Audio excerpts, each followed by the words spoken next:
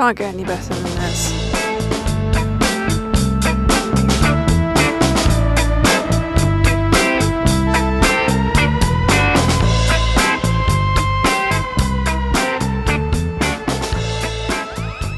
Why is it not going in? It's not going in. Why any of you follow me for advice? I can't even put a flippin' visor on. I don't know. It goes in there. I need it to click in there. Dad, what are we gonna do tomorrow? We're going out on bikes, I think, aren't we? No, we have to go and pick one up first. Well, when we pick it up, we'll get it, and then we'll just forget being human and go like fucking crazy. We need to go and pick up my dad's bike.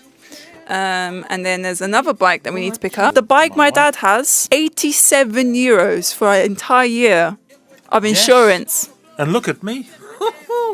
Who'd give you 87 euros a year to insure it for a person like me? I'm paying 4 digits. 4 digits! You're obviously far more dangerous than I am. Yeah. This is the main reason why we come to Portugal, is to see this lady in it. We've had Miss Ruby Rita since she was actually born, because at one point we had 7 dogs and 2 of them had puppies. Oh, look at her cute little face. Oh my God, you're so cute. It's quite funny. My mum and my sibling outside dancing. And Mum was like, oh, you need to film me and put yours on your socials so I become famous and make loads of money. Little does she know that I barely make enough to pay the bills, so hopefully this gets views so I can actually pay the bills. Em nome do Pai, do Filho e do Espírito Santo. Amen. Easy come, easy go, little high, little low. Dad and I are watching the show. Glad I didn't have to pay. Ruby's nails off. Oh, what's this sniff? It's not food. It's...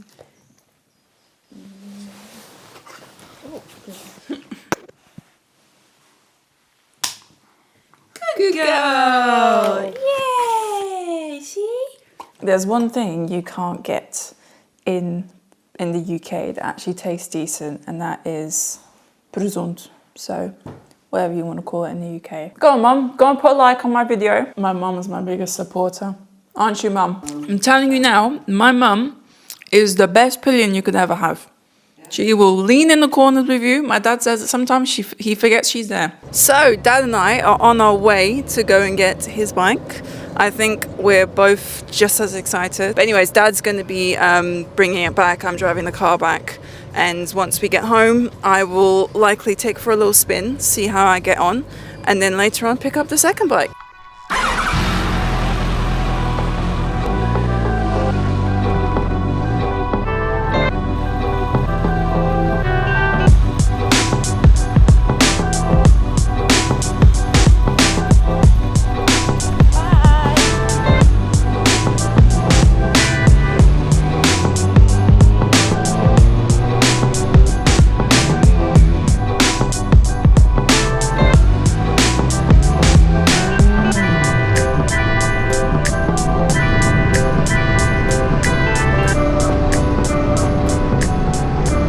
So having one bike to ride in Portugal wasn't enough, so I managed to secure 2 of them. So this one over here is my dad's Kawasaki ZRX1200S, and this is my mate's MT-07. Oh, we got someone coming in, a special appearance. I found some figs.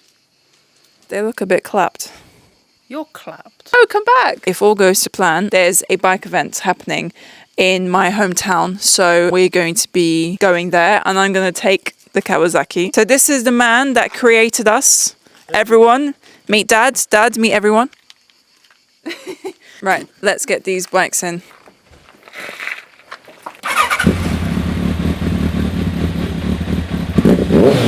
Woo-hoo-hoo! Keep going, keep going.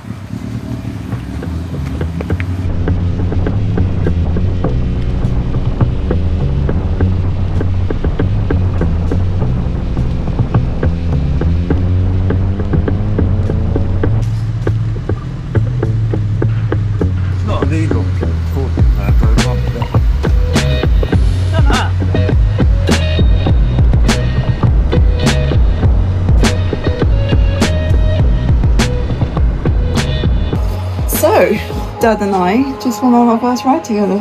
How was that? All through the windy hill roads. We went from our hometown to a little, what's this, a village? To a little village. We're here, got a little aguinha. Un cafezinho. I didn't bring my camera with me. I don't know why I didn't, because this would have been something good to vlog. This is our view, our bikes. Dad's over there in the background. We're literally in a very typical little Portuguese cafe, drinking coffee and some water. Because I'll be looking at myself. If you find it distracting, just try because I'd like to get some footage of the front. If you find it distracting, just stop and I'll know what it is and I'll take it off.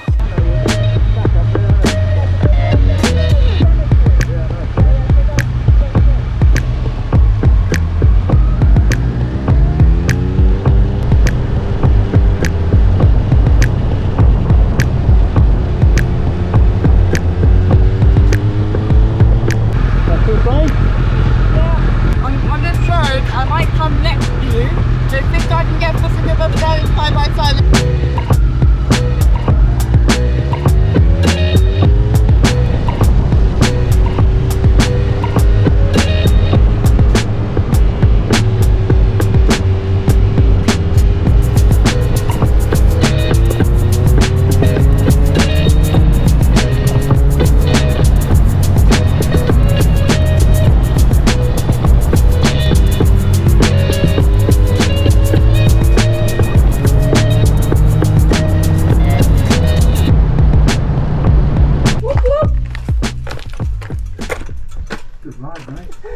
That last bit was so cool. I was giggling all the way. I've had fun and games like that for years. To see if I can do this without my dad being here. I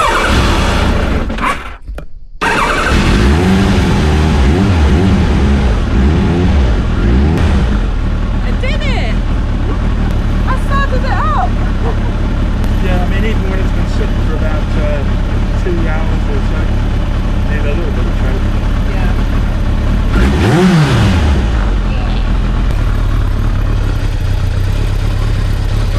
Do you know why I thought this bike was taller?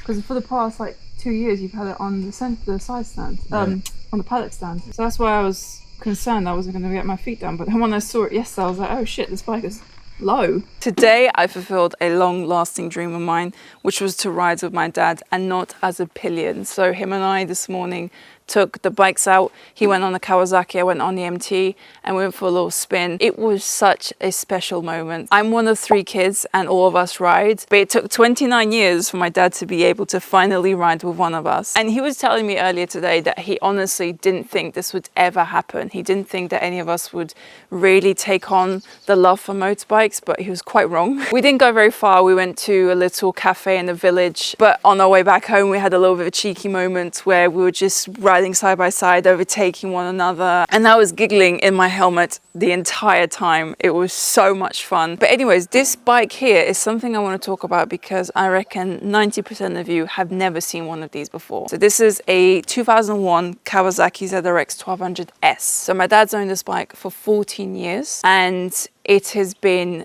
an absolute powerhouse. But you see, these bikes were only produced between 2001 and 2004, so it wasn't a really long time period. But there's a couple of reasons to why that might be. The first one being that there was an R version of this bike, and that was much more popular and therefore had more marketing towards it. And the other reason is because in the early 2000s, fuel-injected bikes became more popular due to all the regulations implemented about emissions. This is what you consider a muscle bike or a sports tourer. It's got 122 horsepower at 8,500 RPM and 112 Newton meters of torque at 7,000 RPM. It weighs just under 250 kilos, so this is the heaviest bike I've ever ridden, and its top speed is around 145 to 150 miles per hour. Now, I have ridden this once for 5 minutes, which was yesterday. I have not properly ridden it. I just wanted to take it for a little spin to see how I felt. It was surprisingly easy to ride, but I will review it in more detail once I get a bit more seat time on it. But anyways, I'm really excited to ride it further. Hopefully tomorrow I'll take it for a longer ride.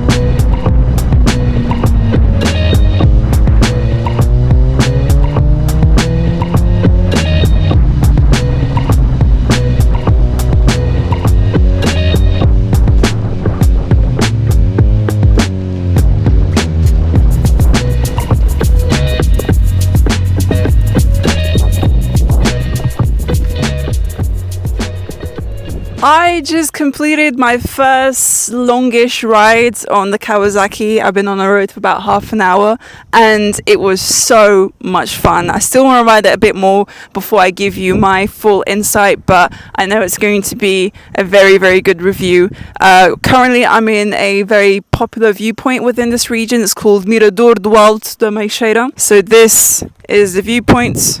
There's this little board here with information regarding what kind of rocks you could find, so geology as well as flowers as well as animals. I do apologize if this comes out a bit windy. I forgot to bring the wind muff, whatever you want to call it. On another note, besides the Kawasaki, this is the next Hagibis red helmet and I'm absolutely loving it. It matches the bike really, really nicely. These kind of tones, like fiery sunset tones, always look really good together. Right, what goes up must come down.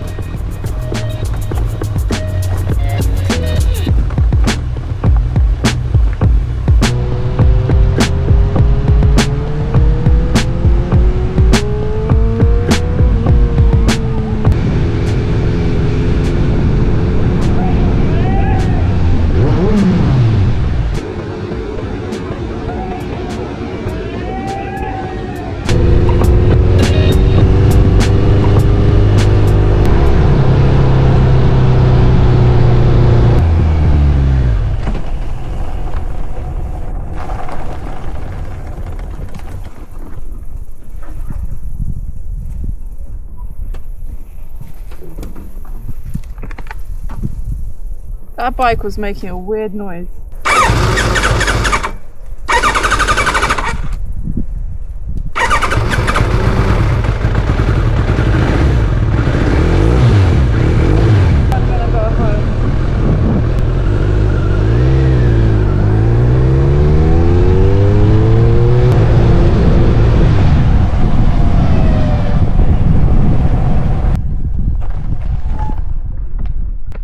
I need to call my dad.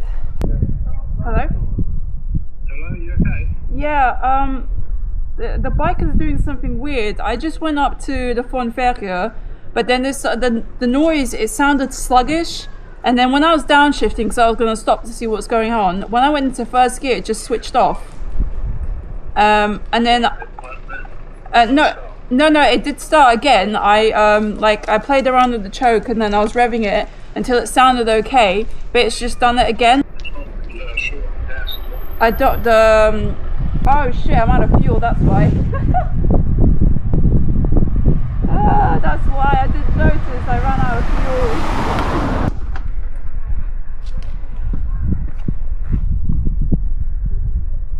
Oh. Okay, here. 10 euros of gas is probably only about 3 litres, no, 4 litres, isn't it? I know. 4 or 5 litres, it's about a gallon. So I mean, we've done. I know we've done a lot. That was such a stupid mistake. I can't believe I did that. Yeah, it just switched off. Yeah, because it's slow on fuel. And then I was like, oh. What you want? Your biscuit? Biscuit. So, when I arrived 2 days ago, you told us a story that revamped a memory I forgot I had, which was on this bike. You mean you hadn't remembered that before? No, well, when you told me the story, I remembered that. Sort of came back to you. Yeah, like it's almost like, it's really weird because it's not like vivid, but I remember briefly what happened, or like, it's kind of like my head is picturing what happened. Well, it was a long, long time ago, and this bike was in quite good condition in those days. Yeah, so this is a Suzuki TS. TS125. What year? It's unrestricted. It's from 92, if I'm not wrong. Yeah, I think it's 92. 2-strokes, I mean, they just never go wrong.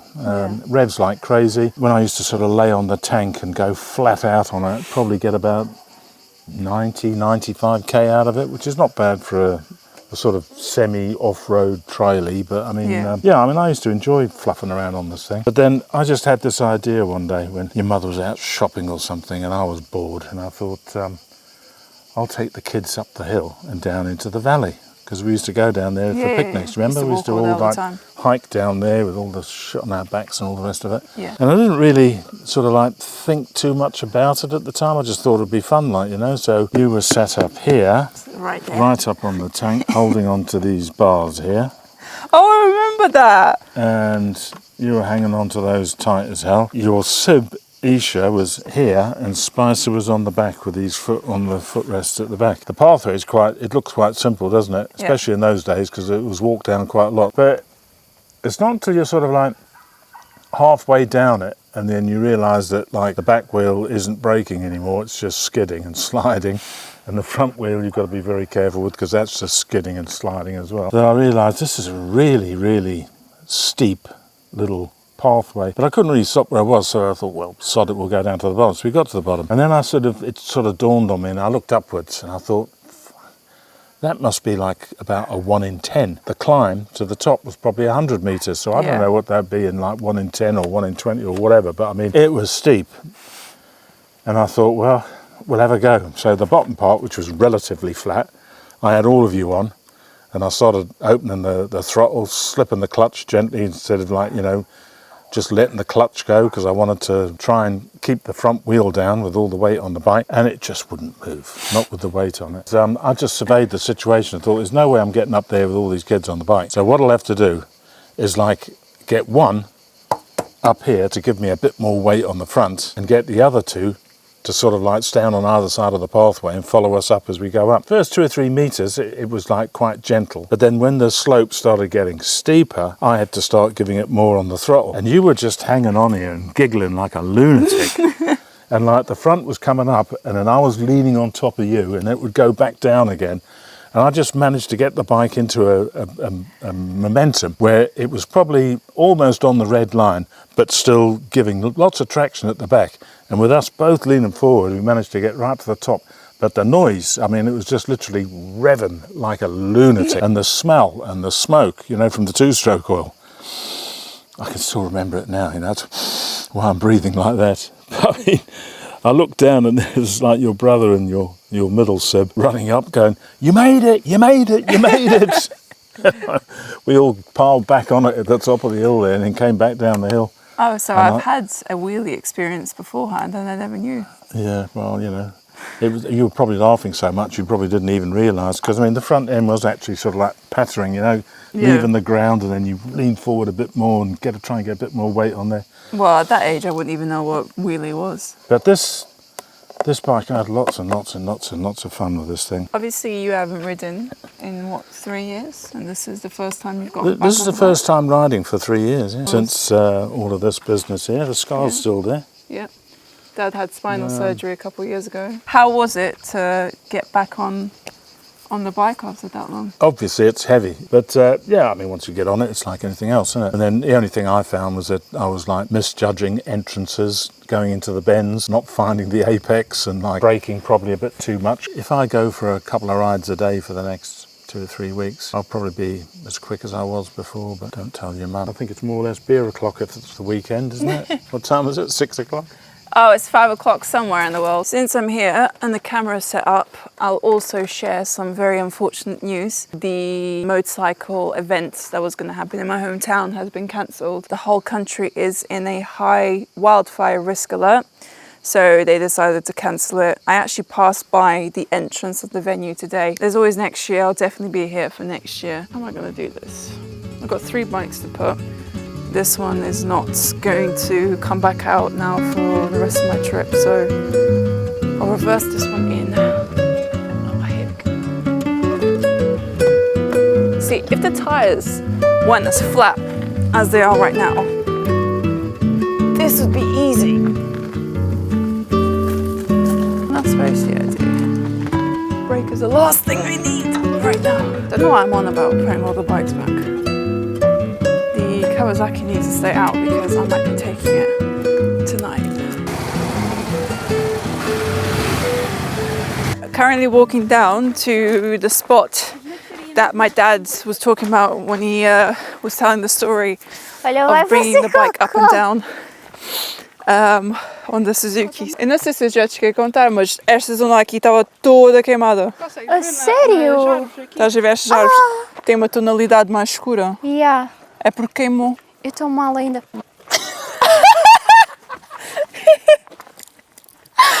Desculpem, estou um bocado de Isto vai fazer gassy. até view no vídeo. Quão íngreme é esta merda? So I've literally, this is probably, what? 20, sério? 30 meters? And she's O up Papi está there. a mostrar o quanto íngreme é. And like, we went down, down, down, down. So, but this is the main reason why we come to Portugal.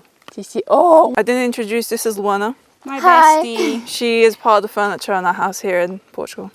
So, Mas assim já é em cima da hora, porque ele demora tipo 40 minutos, meia hora até...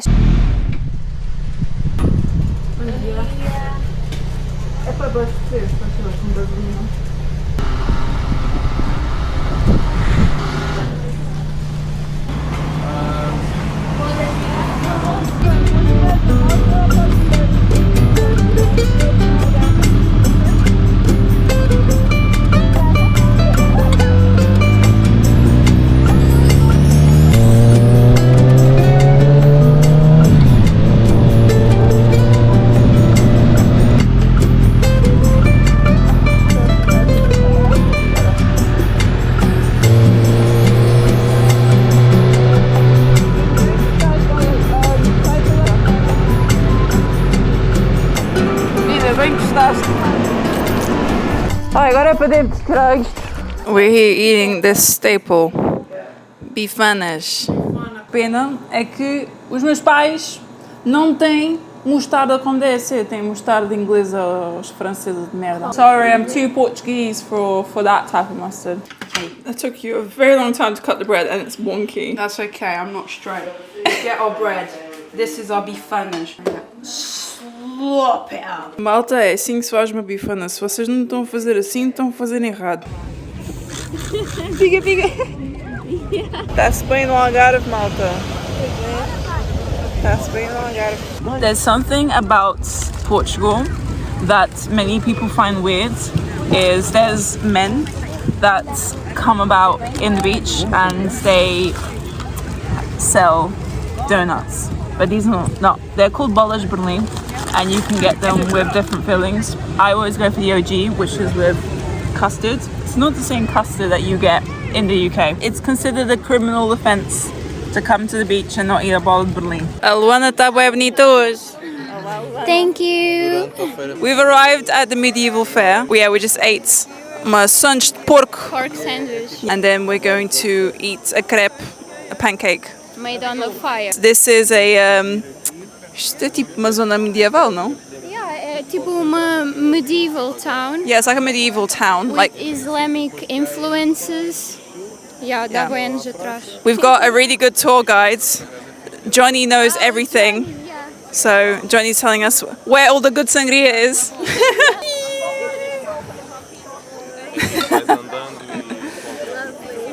Agora tem vergonha.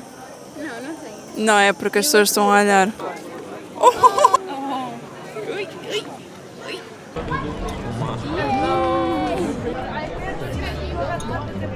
We're a bit naughty. We've come to a prohibited area. But look. Wow. Luana is making sure no one's there. E vamos bardalhar aqui, meu. We were never down there. Está o fresquinho lá embaixo. Ai, acredito. Yeah.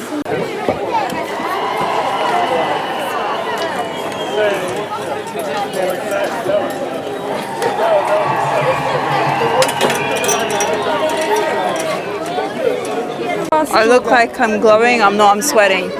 That's how hot it is. Good morning. Good morning. I'm here on the bike ready to go. It's my last day in Portugal, unfortunately. I'm going to do something crazy.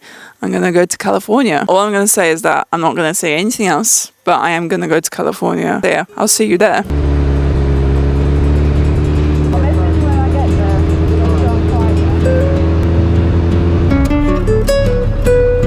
California, here we come.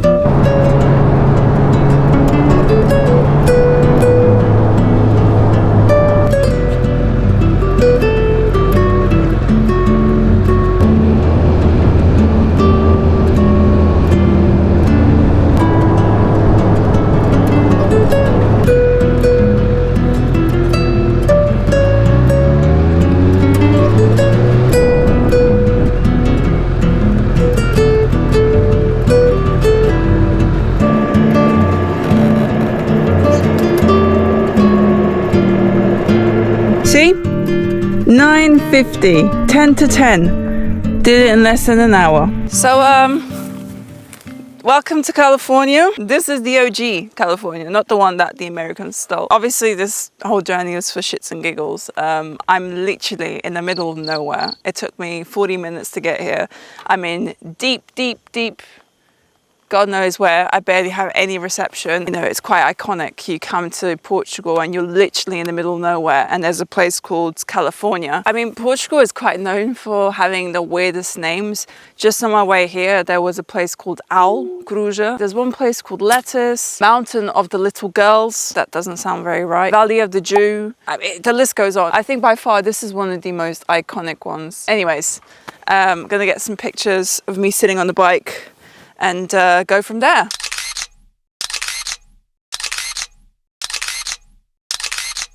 It's 10 o'clock in the morning and I think it's already like 30 something degrees. It's disgusting. I tried to get a few pictures wearing my Healy vintage jacket from Portugal, but it's just too hot to be standing with just jacket on. But I also decided to give a bit of personality. That there, so if you can see that there, I did the stupid mistake of leaving it on the seat and it was touching the exhaust. So anyways, it's like I said, it's giving it a bit of personality. This jacket is so beautiful. Just look at this. It's just perfect. The fact that I have a yellow jacket, a bumblebee, and a bike that looks like a bumblebee is just spot on. I'm taking this off because it's too hot. One thing I just realized is that I don't have reception here. I've got one bar, but it's not even loading. So I need to remember the way back home. I think I remember it briefly. I actually look golden, but I'm still pale as Casper the Ghost. I tried to film a video for Instagram and the camera just died. I think it's just properly overheating, and I managed to arrive here with 2 dead batteries. One was fully charged, but obviously I've just used it all filming everything here beforehand. So I'm just gonna head home because I am pretty stupid to have come here with no food, nor water, nor coins, so I can't even stop anywhere to get a water if there's any like little cafes. So I'm just gonna have to do the journey home, dehydrated, and I'm feeling a bit sick, but I think it's because I've not drank anything today. And then I'll be heading out again this afternoon, but in the afternoon is to ride throughout the sunset.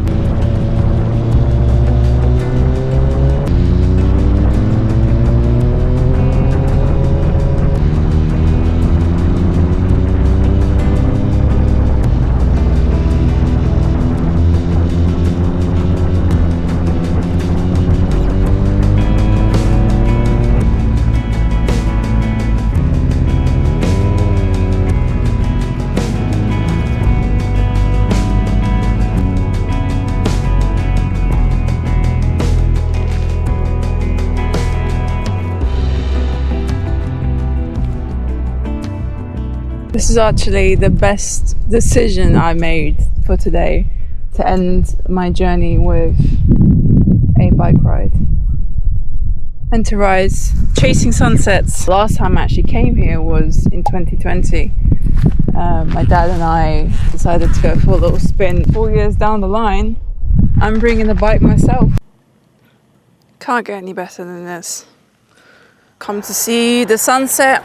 Well, I'm gonna ride through the sunset. I just wanted to come here. Right in the middle of there, you can see the sea. Well, I can, you can't. So I don't have my tripod with me, so this video is gonna have to be filmed handheld. But anyways, as promised, I wanted to give you my insight riding this motorbike.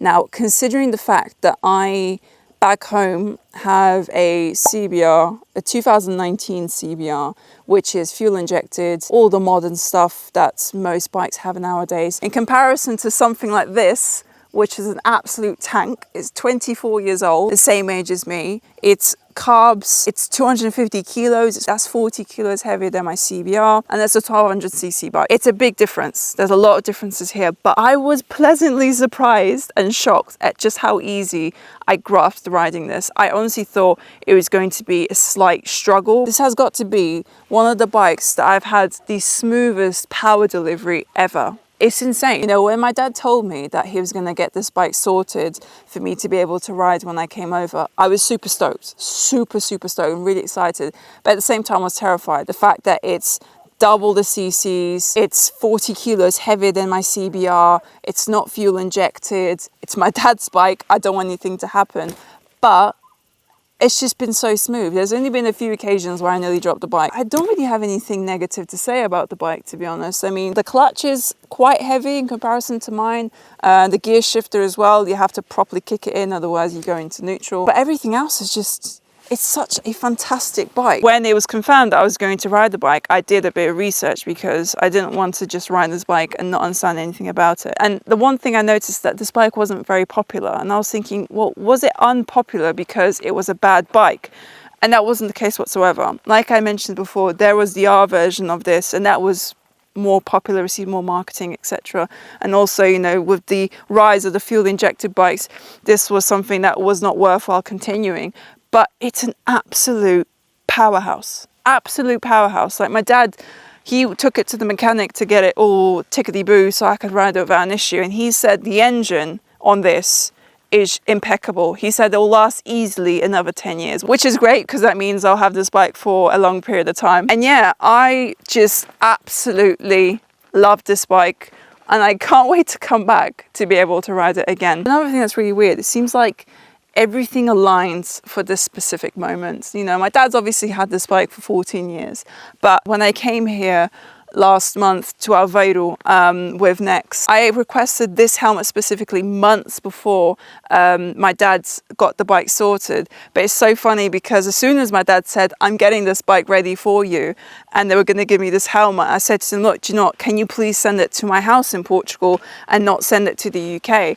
And it's perfect because I needed a helmet out here and it's just a perfect match. Not to mention the fact that obviously I got stung by the hornet and a load of people were just being nasty. And this is my way of saying I don't give a flying monkey what you think. This has definitely been one of the best trips I've had to Portugal in recent times. You know, it's always great to come back because I get to see my mum and dad, get to eat Portuguese food again, and you know, escape reality for a little bit because living in the UK, everyone knows, can be quite depressing on some occasions. But having this bike now up and running has made this even more special. And I know every time I come out here, it's going to be even more exciting knowing that I can do what I love out here as well. So not just in the UK. So yeah, I'm really stoked to come back. I really wish it could be December so I could be here again. I'm gonna spend Christmas as I always do here at home,